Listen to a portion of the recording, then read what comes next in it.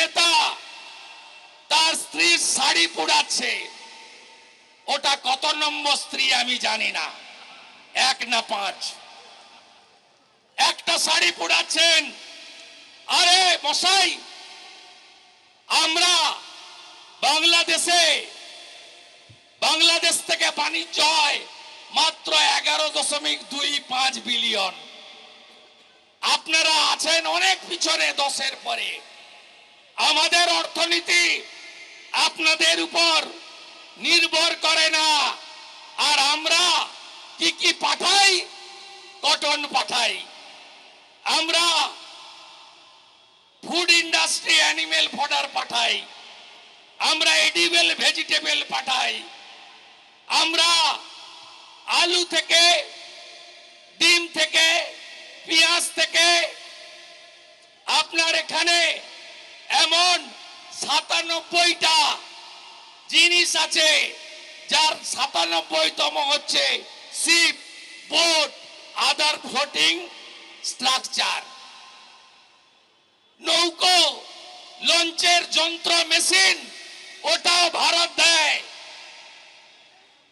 একদিনে শুধু পেট্রোল বন্ধ করেছিলাম, 40 গাড়ি পেঁয়াজ গেছে পচে।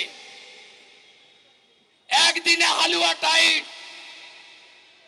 এক্সপোর্টাররা ইম্পোর্টাররা বলছে সবাই হিন্দু, সবাই হিন্দুদের বাঁচাতে চায়। বলছে দাদা 7টা দিন আটকে দিতে পারলে না, এদের অবস্থা কি হবে দেখবে। ইউনুসের চামড়া তুলে নিয়ে আসবে বাংলাদেশের লোক গিয়ে। আপনাদের কিছু করতে হবে না, করব আমরা। আরে রাজনীতি পরে হবে, আগে তো হিন্দুর বাচ্চা,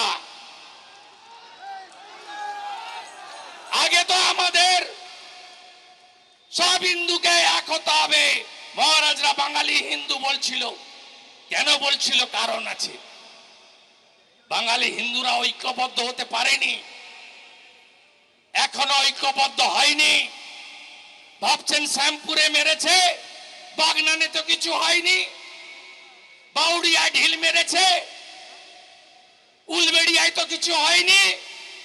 আরে বেলডাঙ্গাতে কার্তিক পুজোয় ভেঙেছে, কাটুয়া কালনায় কার্তিকের গায়ে তো হাত দেয়নি।